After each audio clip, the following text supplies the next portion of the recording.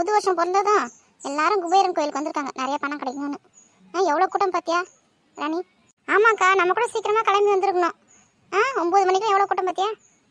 சீக்கிரமா லைனில் பண்ணிக்கலாம். வாங்கக்கா போகலாம். இங்கே பார்த்தியா பெரிய பொண்ணு கோமதி அக்காவை? எங்களை கூப்பிடாம எங்களுக்கு சொல்லாமல் கொள்ளாமல் தெரியாமல் வந்திருக்கீங்களா?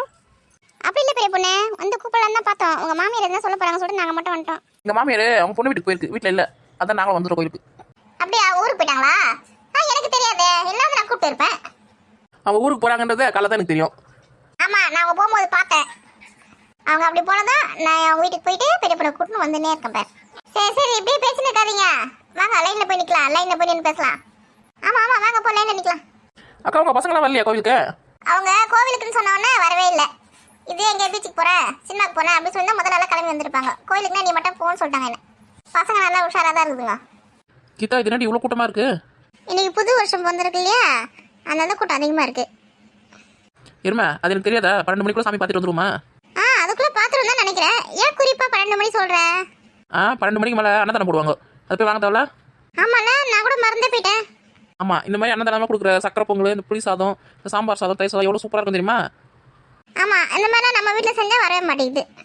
ஆமாம், நம்ம செய்கிற சமையல சொல்லு, நாய் வச்சா கூட பார்த்துட்டு ஓடி போயிடுது. கோயிலுக்கு வந்தால் எங்கன்னா வாய் வச்சு சும்மா இருக்காங்களா பார். அவங்க 2 பேரும் அப்படி தான், நமக்கு தெரிஞ்ச கதை தானே. தாத்தா சீக்கிரமாக போங்க முன்னாடி. ஏமா முன்னாடி இருக்கவங்க போனாதானமா நான் போறதுக்கு? நானே வயசான காலத்துல நிக்க முடியாம நின்று இருக்கேன். என்னை வந்து போறான்னு அப்படி போறது? முன்னாடி இருக்கவங்க போட்டோம். ஒரு வெத்தலை பாக்கு, பூ, பழம் எதுவுமே வாங்கலையே. அக்கா, நம்மளே கடவுள்கிட்ட வந்து நல்ல அருள் கொடு, நல்ல பணம் கொடு அப்படி சொல்லிட்டு அவர்கிட்ட இருந்து வாங்கினதுக்கு போகிறோம்.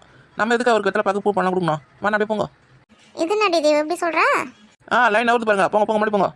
நானே யாராவது சொல்ல தேங்க ஓடிப்பாங்க, எடுத்து சாப்பிடலாம் அப்படின்னு சொல்லிட்டு பார்த்துனே வரேன். யாருமே ஓடிக்கல இன்னும். இல்லை வேற பூ வாங்கல, பழம் வாங்கல, வேற கத்து பேசுதுங்க. பெரிய பொண்ணு ஏதாவது தேங்காய் உடைக்கிற சத்தம் கேட்டு சொல்ல தேங்க. இப்போ மண்டை உடையிற சத்தம் தான் கேட்க போகுது, பார்க்குறியா? சரி லைன் அவுத்து பேர் போ. நம்மளை கேவலப்படுத்துறதுக்குன்னே கூட வந்திருக்குங்க. சூட தேங்காய் என்ன டேஸ்ட்டாக இருக்கும். அந்த டேஸ்ட்லாம் இவங்களுக்கு தெரியாது பாருது.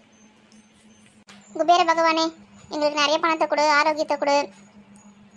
எங்கள் வீட்லேயும் எப்பயுமே லட்சுமி கடாச்சின்னு தங்கி இருக்கணும். ஆமாம், நீங்கள் எல்லாரும் போட்டிருக்க மாதிரியே பணம் மாலை எங்கள் வீட்லேயும் இருக்கணும் நிறைய. லட்சுமி குபேரரும் எங்கள் வீட்டில் எப்பொழுதுமே வாசம் செய்யணும்.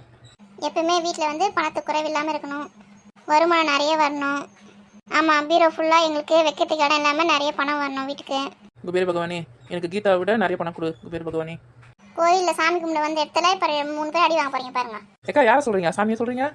ஏண்டி கும்பிடு இருங்க, மனசுக்குள்ள சாமி கும்பிடுங்க. என்ன ஃப்ரெண்ட்ஸ், நம்ம ஊரில் எங்கே குபேரன் கோயில் இருக்குது, லட்சுமி குபேரன் கோயில் இருக்குது அப்படின்னு தானே யோசிக்கிறீங்க? மண்டலூர்லேருந்து கேளம்பாக்கம் போகிற வழியில் ரத்னமங்கலம் இந்த ஊரில் வந்து நம்ம இறங்கிட்டோன்னா அங்கேருந்து ஷேரோட்டெல்லாம் போகுது, நடந்து கூட போகலாம், பக்கத்துலேயே தான். அங்கே வந்து லட்சுமி குபேரன் கோவில் இருக்குது, பக்கத்துலேயே சாய்பாபா கோயில் இருக்குது, அப்புறம் அரைக்காசு அம்மன் இருக்காங்க, அப்புறம் 108 அம்மன் இருக்காங்க. வந்தீங்கன்னா எல்லா சாமியும் நல்லா வழிபட்டு மன நிம்மதியோட போகலாம். குபேர பகவான் நிறைய பணமும் தருவார். அதையும் மனசில் வச்சுக்கோங்க. உங்களுக்கு வர விருப்பம் தான் வந்து பாருங்கள் சாமியை.